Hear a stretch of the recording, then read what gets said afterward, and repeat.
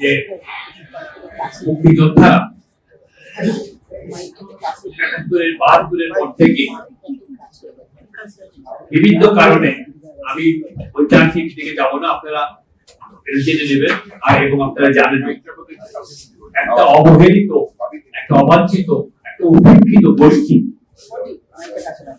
তারা যুদ্ধ করার পর এখনকার মতন এই যে ২৪ তারিখে ২৪-এ ৫ই অগস্টে যে আন্দোলনটা হয়ে গেল, বিপ্লবটা হয়ে গেল, যার মধ্যে আমরা নতুন ভাবে আমরা জাতিকে এই দুঃশাসন থেকে আমরা মুক্তি পেলাম।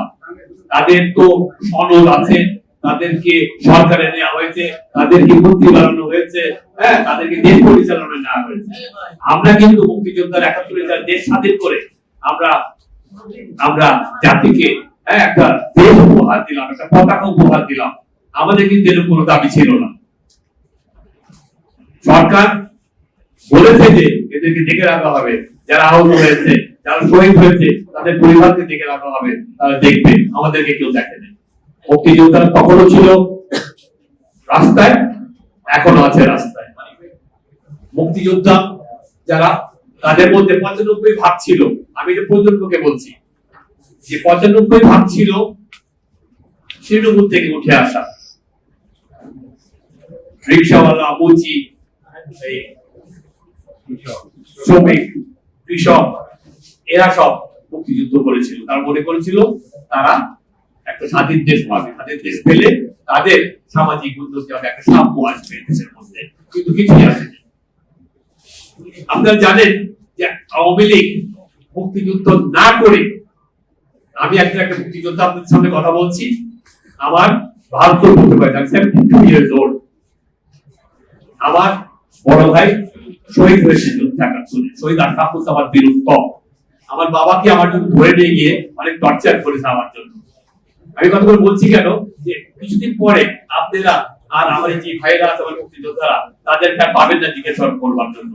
কাজে আমাদের মুখ থেকে শুনে নিতে হবে আমাদের ৭১ কি হয়েছিল, তারপরে দেশে কি হয়েছে, এবং আমাদের নিয়ে কি করা হয়েছে। এই আওয়ামী লীগ দলটা, এরা মুক্তিযুদ্ধ করে নাই।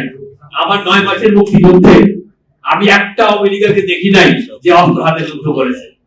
তারা সবাই বর্ডার ক্রস করে গিয়ে সংগঠন হয়েছে, অন্য কিছু হিসেবে কাজ করেছে, তারা যুদ্ধ করে নাই।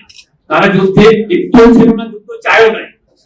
আমি ওইটা করতে গেলে আরেকদিন প্রেস কনফারেন্সে সেসব কথা বলবো। আজকে আমি আসছি, এই যে আওয়ামী লীগ, আপনারা জানেন সাংবাদিক ভাইরা, যে এই মেডেল দিয়েছিল দাওয়াত করে বিদেশিদের মুক্তিযোদ্ধা মন্ত্রণালয় থেকে, সেটা গোল্ড মেডেল না হয় পরে বের হয়েছে তামার পিতলের মেডেল, তাই না?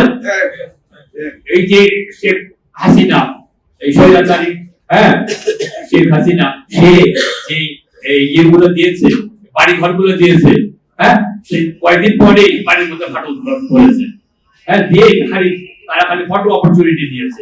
আজ তারা বলেছে তারা মুক্তিযোদ্ধাদের দল, আর বাকি সব মুক্তিযুদ্ধের বিরোধী দল।